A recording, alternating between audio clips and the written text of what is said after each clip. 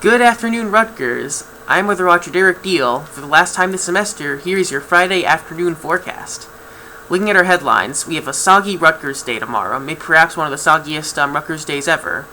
Flooding is also possible in parts of New Jersey, but if there's a bit of a silver lining, it is that temperatures will increase to about the 60s next week, increasing from the 50s. Right now, on Cook Doug, 52 degrees, overcast skies, humidity around 70% with winds about 6 miles an hour. Pretty uniform temperatures across the Garden State, 52 basically everywhere except for Mount Holly, and then up in Sussex and Newark, which are actually a bit warmer because the rain is coming from the south, so these areas had a bit of sunshine earlier that warmed them up a little bit more. Speaking of radar, some gnarly colors, some yellow and orange in the Philly metro.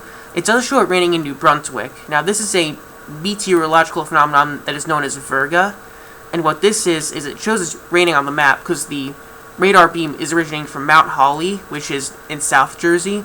So by the time the radar beam reaches New Brunswick, it is upper in the atmosphere, and because of that, it may show that it's raining, but because it's still only 70% humidity, the rain is not reaching the ground.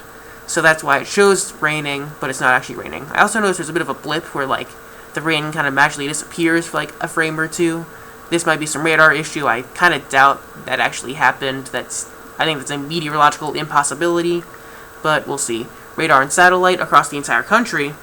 So we have rain across the Midwest and the Mid-Atlantic, and also some parts of Texas and Oklahoma and Kansas, even some snow up in the mountains of New Mexico. I wanted to point out that in the city of Waco, on Wednesday, there is reported hail 4.5 inches in diameter. And that is absolutely ridiculous. Imagine, that is grapefruit-sized hail. Imagine, chunks of ice the size of grapefruits falling down from the sky at, 100 miles an hour. That is destructive. That will dent your car. That might even break your roof. Some destructive times. Check in on your friends in Waco. Futurecast. So, as we can see, the rain will start reaching the ground in New Brunswick pretty soon. And into Saturday, some angry skies. Red colors across South Jersey, and some scattered thunderstorms Sunday night into Monday as well. Rainfall forecast, take a look at Tom's River. Tom's River in this model run gets destroyed, basically. 4.4 inches. My good grief.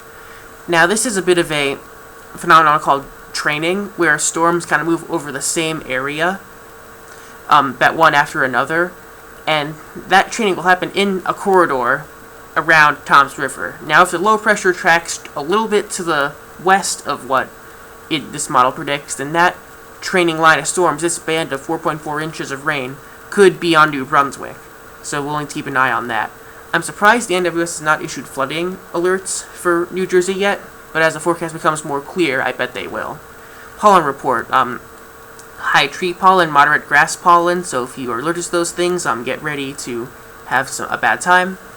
Tonight in New Brunswick, this is the rain icon we could find with the most raindrops, because that's how extreme the rain is going to be, as I alluded to before, and the wind is a problem too, with gusts of 25 miles an hour possible.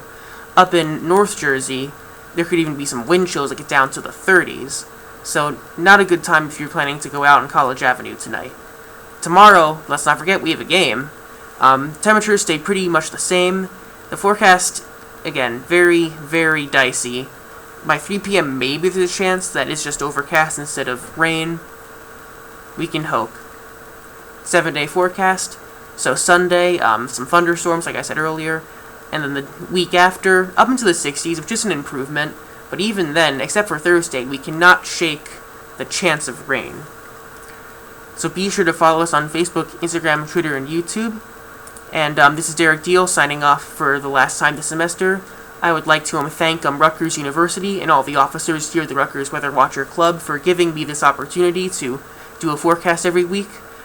This has been my dream since 2nd grade, and I believe that I've honed my craft, and I've been able to improve as a forecaster, improve as a public speaker, and I believe that this opportunity will open some doors for my future, whatever I decide to do in meteorology. So I wanted to thank everyone involved with setting up this whole operation. And this is Derek Diehl signing off. See you next semester.